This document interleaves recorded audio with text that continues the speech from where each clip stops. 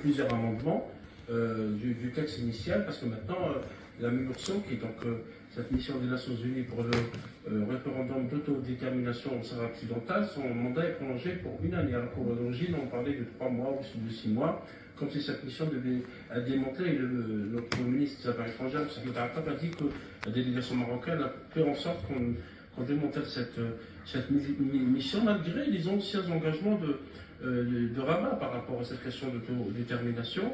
Et l'Algérie aussi, l'Algérie, comme l'a expliqué M. Bessaada, n'a pas voté. C'est une manière de rejeter complètement le texte, effectivement, et la démarche du Conseil de sécurité qui connaît pourtant, qui est la résolution 15-14, qui a d'autres résolutions qui évoquent le droit du peuple sahraoui d'avoir un référendum d'autodétermination. C'est un droit qui est défendu même par la commission 4 de l'ONU, la commission de décolonisation, et l'Algérie a relevé que cette résolution, en partie, donne raison à la partie occupante, qui est donc le Maroc, d'où le refus de voter le texte. Mais finalement, ce texte, est-ce qu'il a fait avancer le dossier du Sahara occidental? Est-ce qu'il a fait avancer dans le sens du droit international? Le Conseil de sécurité est supposé défendre ce droit international et défendre le droit du peuple sahraoui, parce que c'est des résolutions déjà de l'ONU. Est-ce qu'il a fait réellement changer les choses? Mais non, on reste pratiquement au point de départ, même si on remarque que maintenant la partie américaine fait quand même j'allais dire un pas en arrière, parce que rétropédalage. Le conseiller Boutros a fait un rétropédalage dans toute sa splendeur. Très clairement. Je rappelle, Mahdi, que Boutros Massad, qui est le conseiller du président Donald Trump pour l'Afrique et le Moyen-Orient, a souligné par rapport à cette question que la résolution, c'est lui qui le dit, fait clairement référence à l'autodétermination, et que cela a été accepté par le Maroc. C'est un pas important en avant. Ça veut dire qu'il fait une autre lecture carrément de cette résolution, parce que la partie marocaine, notamment les médias marocains, on célèbre cela comme une grande victoire de la diplomatie du Maroc, alors que ce n'est pas réellement le cas. Deux choses. L'Algérie a été et restera en toutes circonstances, et vous m'arrêtez si je me trompe, l'un des bastions pour la défense du droit international, de 1. Et il a très bien dit, le ministre des Affaires étrangères, comme quoi on sera toujours sous l'égide de l'ONU quand on prendra justement des initiatives, et du droit des peuples opprimés à travers le monde. Moi, il y a quelque chose où on a beaucoup de chance ce soir, c'est que nous avons avec nous Tarek Hafez, qui a fait un article qui est exceptionnel, que je mets ici, que j'espère que tout le monde va voir, qui est en écran derrière, et qui est ici. D'accord? Le titre est très évocateur. Une résolution qui ne résout rien. Voilà, qui complique tout. Et qui complique tout. Moi, je préfère qu'il ne résout rien. Pourquoi elle ne résout rien? Parce que on est exactement avant la date du 31 octobre. Ça n'a pas changé d'un iota. Et à un moment, quand vous voyez qu'il y a trop d'effervescence et trop de cris de joie, il faut se dire que ça cache quelque chose. Mais ça cache quoi? Ça cache que la MINURSO a été prolongée d'1 an, alors qu'on nous avait dit comme quoi elle allait être enlevée. Ensuite, on nous a dit non, juste 3 mois. Et finalement, rien n'a changé. Tous les ans, c'est la même chose. La MINURSO est prolongée d'1 an. Cette année encore, elle a été prolongée d'1 an. Donc pour moi, tout cet esbrouf, tout ce vacarme résulte juste que c'est le néant et que rien n'a été résolu. Et c'est pour ça que je passe la main à Cétaler qui va nous expliquer, et je vous conseille vraiment, vraiment et sincèrement de lire le Soir d'Algérie d'aujourd'hui, où vous allez comprendre énormément de choses. Merci Mahdi. En fait, ce qu'il faut comprendre, c'est que quand on prend le dossier du Sahara occidental, on le met dans un cadre de légalité internationale, etc. C'est bon, les Sahraouis ne peuvent pas perdre ce territoire, il est le leur. Dès qu'on le sort, on le met dans d'autres cadres où il y a beaucoup d'esbroufs, où il y a beaucoup de coups fourrés, etc., etc. C'est la situation dans laquelle on est en fait maintenant. C'est-à-dire on sort le dossier du cadre légal et c'est une catastrophe, ce qu'a dit M. Ben Saada tout à l'heure, en expliquant par rapport à la Cour de la Haye, donc l'arrêt de cette Cour, il est très clair. Quand on reprend plus récemment aussi les arrêts donc, des instances juridiques européennes, c'est très clair aussi, il n'y a absolument aucune relation entre le Maroc et le territoire du Sahara occidental. Maintenant, ce qui se passe, et ça, il faut l'expliquer, tout ce que fait le Maroc maintenant, c'est surtout la consommation interne. C'est surtout pour les Marocains, pour expliquer que les choses vont bien, que l'on va, qu'on a gagné, etc. Sauf qu'une résolution de l'ONU, ce n'est pas un acte. Ce n'est pas un acte pour dire que le Sahara occidental appartient au Maroc. Pas du tout. Et ça, c'est très très important d'expliquer. Une résolution de l'ONU, c'est un cadre qui va permettre d'aboutir à une solution. Sauf qu'avec tout ce qui a été imposé dans cette résolution, donc on y met un peu de tout, l'autonomie, l'autodétermination, on a essayé d'imposer cette souveraineté, pseudo-souveraineté du Maroc sur le Sahara occidental, qui a été retirée. Enfin, c'est très très ambigu. Et qu'est-ce qui va se passer en fait? On va juste imposer encore plus le statu quo. Ce statu quo que les États-Unis ont souhaité casser, finalement, non, on va le maintenir et ça va être encore beaucoup plus compliqué. Une dernière chose, cette situation-là maintenant, c'est le résultat de quoi? Il y a eu le 13 novembre 2020, donc le Maroc qui a violé le cessez-le-feu à Gargarat. Le Sahara occidental, donc à travers le Front Polisario à travers son armée, a réagi et donc a dit maintenant voilà, les civils sahraouis sont attaqués sur le territoire du Sahara occidental libéré, donc nous allons réagir. Le second conflit du Sahara occidental a repris. Pratiquement un peu plus d'un mois plus tard, donc le deal a commencé à apparaître. Je reconnais la souveraineté du Maroc, je parle de Trump, à travers un tweet, du Sahara occidental, et en contrepartie, vous normalisez avec l'État sioniste.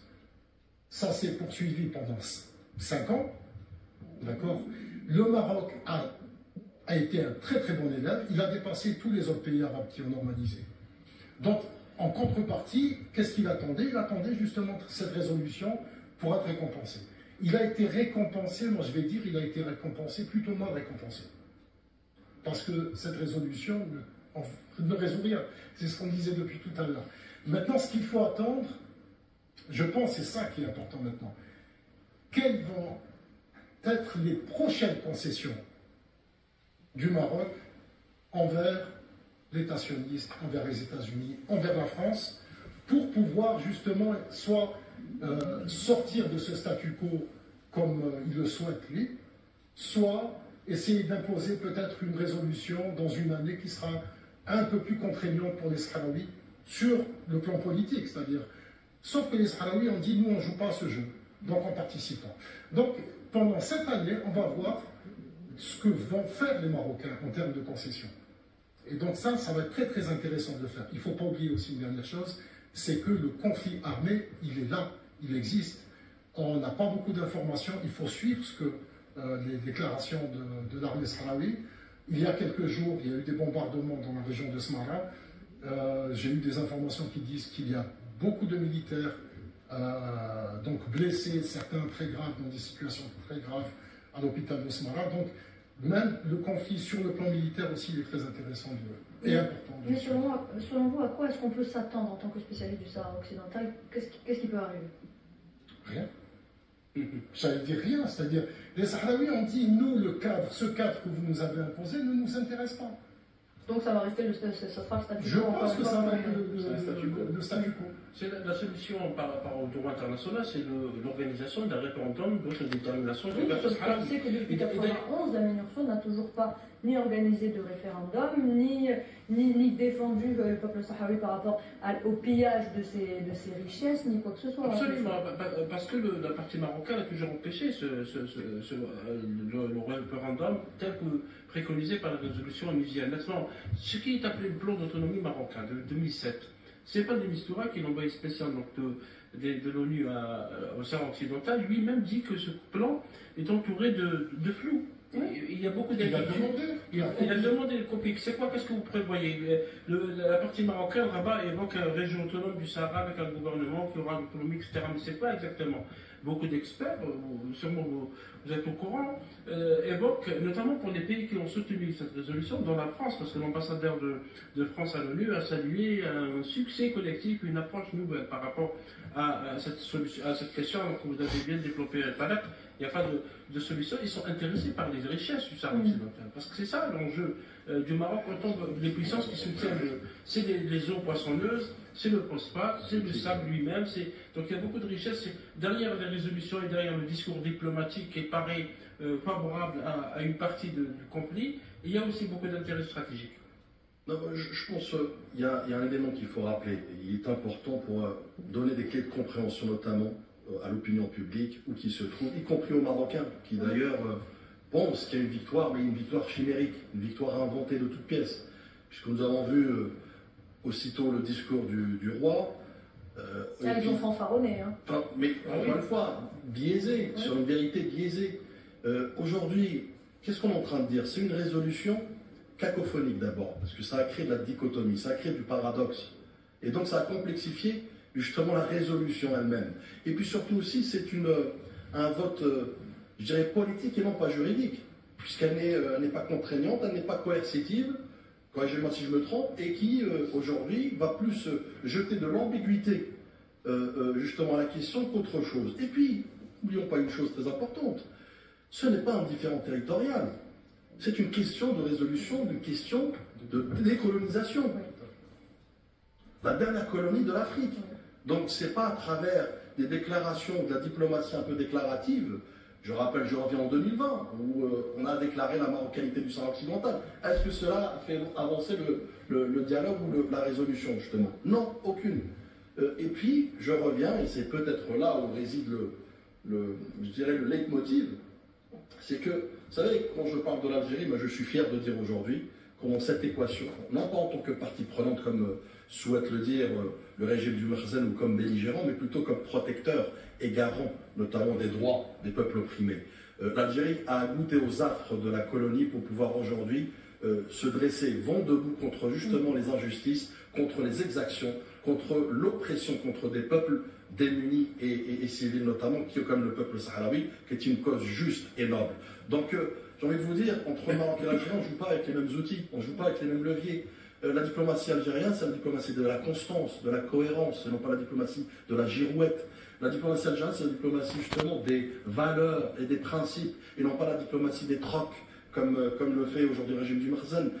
Parce qu'il y a un prix à tout cela, vous l'avez dit tout à l'heure. C'est qu'on troque au-delà de la normalisation. Moi, j'irai plus loin. Elle a fait de l'excès de zèle, notamment avec cette normalisation. Rappelez-vous que le Maroc a été une base arrière, militaire, logistique de l'entité sioniste dans cette guerre contre Gaza. Donc vous voyez bien qu'effectivement, aujourd'hui, il se targue d'avoir un retour d'ascension, un retour de service, mais c'est un cadeau empoisonné, parce qu'on parle encore une fois de décolonisation. On ne parle pas de différend territorial. Et l'Algérie, je suis fier de le dire aujourd'hui, effectivement, qui a continué justement, qui a œuvré à l'amendement, et d'ailleurs le ministre des Affaires étrangères, ministre d'État, ministre des Affaires étrangères, a effectivement abordé cette question où il y a un amendement qui a été apporté effectivement sur la prolongation de la Minurso, où là je parle de paradoxe. Comment pouvez-vous parler d'une solution unilatérale si vous prolongez de 12 mois une mission qui, elle, relève justement de l'ONU, mais qui a comme pour mission principale de quoi? De garantir le référendum, de garantir la voix du peuple sahraoui, donc de la solution du peuple sahraoui, donc du Polisario. Vous voyez bien qu'effectivement, moi, ce que j'ai qualifié de résolution de haute couture, de la diplomatie de la haute couture, c'est-à-dire une résolution qui a été créée sur mesure pour essayer de donner un semblant de satisfaction par rapport à un pays qui s'est compromis, qui aujourd'hui a hypothéqué sa souveraineté. Ahmed Ben Saada, 34 ans sans référendum pour la Minurso. 34 ans sans référendum. La Minurso, finalement, elle n'a rien fait depuis 1991. Finalement, à quoi elle sert cette Minurso? Moi, je dirais que en fait, l'ONU se décrédibilise de plus en plus. Nous avons vu avec le cas de ce qui s'est passé du génocide à Gaza.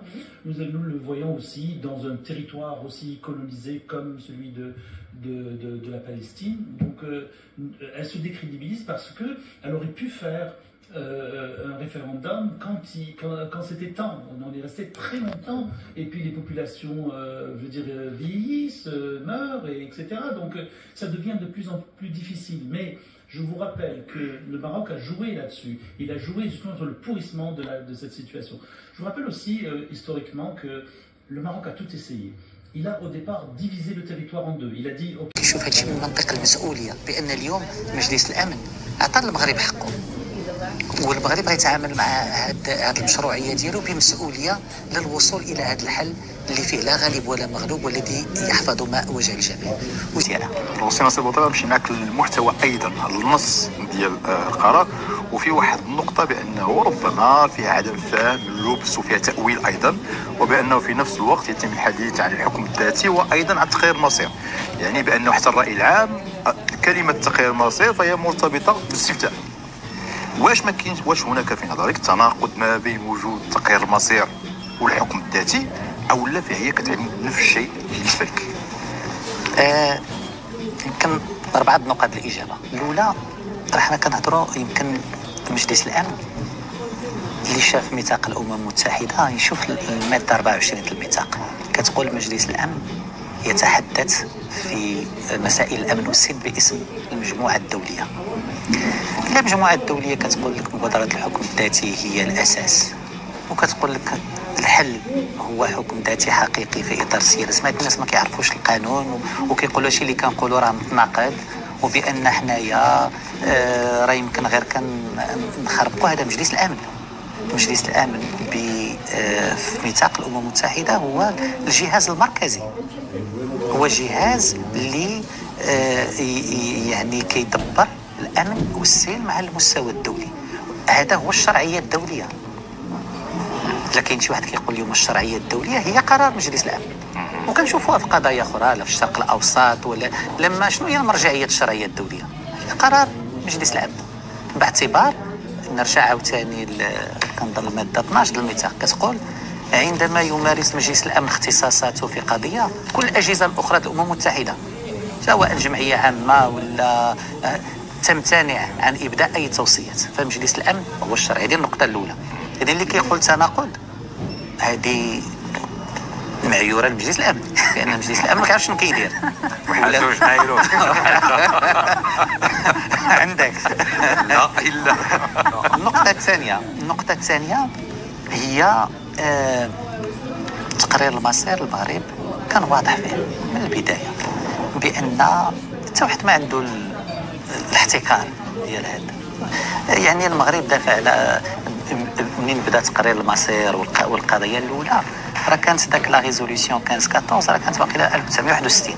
كان شي دول ما استقلوش، المغرب يدافع عن طريق تقرير المصير لذاك الدول. فالمغرب ما عنده عقده من هذا.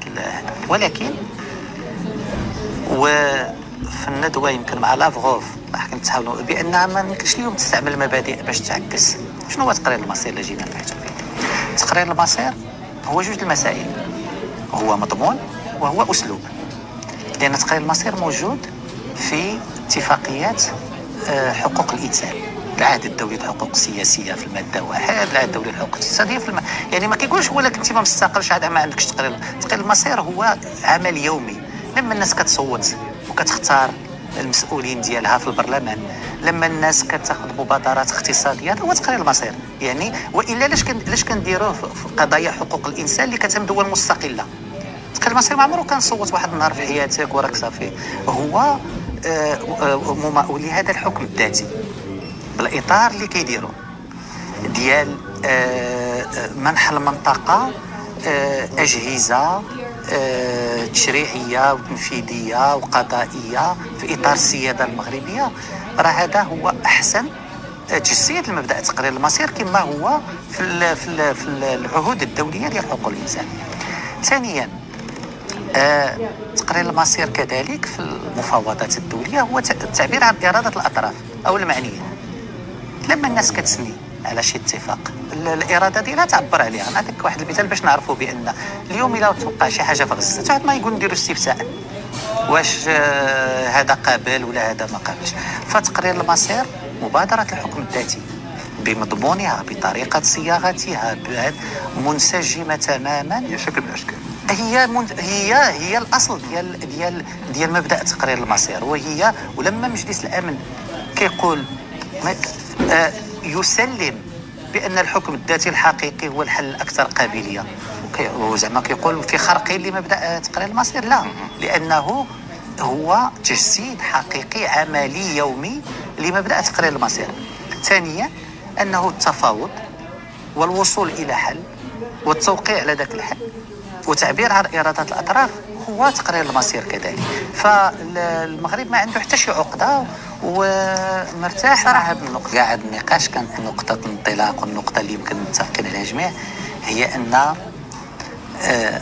جلالة الملك لما كيقول شي حاجة عارف بأنها علاش قالها، فهاد يعني وكان وعارفها وقتاش غادي تكون، فالرؤية واضحة.